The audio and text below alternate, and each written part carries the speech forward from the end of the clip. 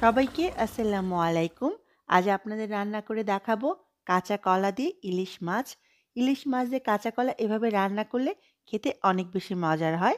রান্না করার জন্য প্রথমে চুলায় একটি হাঁড়ি বসিয়ে দিলাম। দিয়ে দিচ্ছি 1/4 কাপ পরিমাণ রেগুলার খাবার তেল। তেল গরম হলে দিয়ে দিব 1 কাপ পরিমাণ পেঁয়াজ কুচি। এবার পেঁয়াজটাকে ভেজে নিব পেঁয়াজটাকে হালকা ব্রাউন কালার ধরে আসার আগ পর্যন্ত। এবার দিয়ে দিচ্ছি 1 চা চামচ পরিমাণ হলুদের গুঁড়া, লাল মরিচের গুঁড়া দিয়ে দিব 1/2 চা চামচ পরিমাণ। ঝালটা আপনি আপনার স্বাদ অনুযায়ী কম বেশি করে নিতে পারবেন। এবার হলুদ আর মরিচের গুঁড়াটা সামান্য একটু কষিয়ে নিব 5 থেকে 6 সেকেন্ডের মতো। এবার দিয়ে দিব সামান্য একটু পানি। এভাবে 5 থেকে 6 সেকেন্ড মরিচের গুঁড়াটা তেলের মাঝে একটু কষিয়ে নিলে তরকারির কালারটা অনেক সুন্দর আসে। তবে খেয়াল রাখবেন কোনোভাবে যাতে পুড়ে না যায়। পানিটা খুব ভালো করে নেড়ে মিশিয়ে দিয়ে দিব 1 চা চামচ পরিমাণ জিরার গুঁড়া, দিয়ে দিচ্ছি 1 চা চামচ পরিমাণ ধনিয়া গুঁড়া, লবণ দিয়ে দিব স্বাদ অনুযায়ী। এবার সবগুলো উপকরণ একত্রে খুব ভালো করে কষিয়ে নিব। মশলা যত ভালো করে কষাবেন তরকারির স্বাদ কিন্তু ততই ভালো আসবে। মশলাটা খুব ভালো করে কষানো হলে এখানে মাছের টুকরাগুলো দিয়ে দিব। আজকে রান্নার জন্য এখানে আমি 4 টুকরা মাছ খুব ভালো করে ধুয়ে পরিষ্কার করে নিয়েছি। মাছগুলো দেওয়ার পরে সামান্য একটু নেড়ে নিব। এবার চুলার আঁচটা মাঝারি করে আমি মাছগুলোকে ঢেকে দিব 5 থেকে 6 মিনিটের জন্য। ফিরে এলাম 5 মিনিট পরে। ইলিশ মাছ রান্না হতে খুব একটা সময় লাগে না।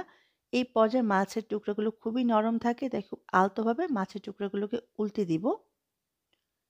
আবারও আমি ঢেকে দিব 2 মিনিটের জন্য। ফিরে এলাম 2 মিনিট পরে। এবার মাছের টুকরাগুলোকে আমি উঠিয়ে নিব। কারণ মাছের টুকরাগুলো খুবই নরম থাকে, তাই একবারে রান্না করা যাবে না।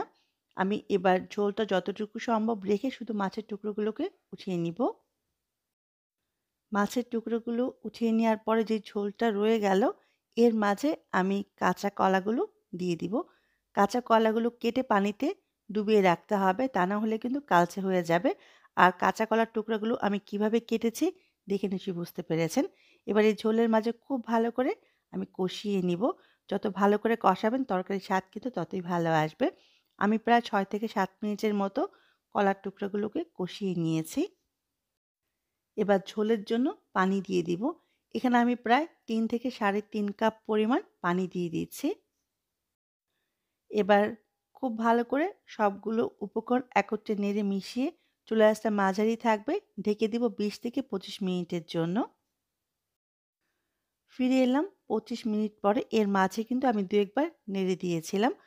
কলাগুলো প্রায় 90% এর মতো সেদ্ধ হয়ে গেছে। এই পর্যায়ে কষিয়ে রাখা মাছের টুকরোগুলো দিয়ে দিব। খুব আলতোভাবে এই কাজটা করতে হবে। খেয়াল রাখতে হবে যাতে মাছের টুকরোগুলো ভেঙে না যায়। এবার মাছের টুকরোগুলোকে আমি খুব আলতোভাবে ছড়িয়ে দিব। একটু নেড়ে মিশিয়ে আমি চুলার আঁচটা মাঝারি রেখেই ঢেকে দিব 5 থেকে 6 মিনিটের জন্য। ফিরে এলাম 5 মিনিট পরে। মাছগুলোকে আগেই কষিয়ে নিয়েছিলাম, সেজন্য সিদ্ধ হতে খুব একটা সময় লাগবে না। এই পর্যায়ে দিয়ে দিব 4-5 টা আস্ত কাঁচামরিচ ফ্লেভারের জন্য। আপনি ঝাল বেশি পছন্দ করলে মরিচগুলো কেটে ব্যবহার করবেন। 2 থেকে 3 টেবিল চামচ পরিমাণ ধনেপাতা দিয়ে দিচ্ছি। এবার ঢেকে দিব 2 থেকে 3 মিনিটের জন্য ধনেপাতা কাঁচামরিচের ফ্লেভারটা আসার জন্য। ফিরে এলাম 3 মিনিট পরে। আমার রান্নাটা মাশাআল্লাহ একেবারে পারফেক্টভাবে হয়ে গেছে। আর কাঁচা কলার তরকারি এরকম ঝোল থাকা অবস্থায় নামাতে হবে। কারণ যখন ঠান্ডা হবে এটার ঝোলটা অনেকখানি কমে যাবে। কাঁচা কলাটাও পারফেক্টভাবে সেদ্ধ হয়ে গেছে। এবার নামিয়ে পরিবেশন করুন খুবই মজার ইলিশ মাছ দিয়ে কাঁচকলার তরকারি। আজকের জন্য আল্লাহ হাফেজ।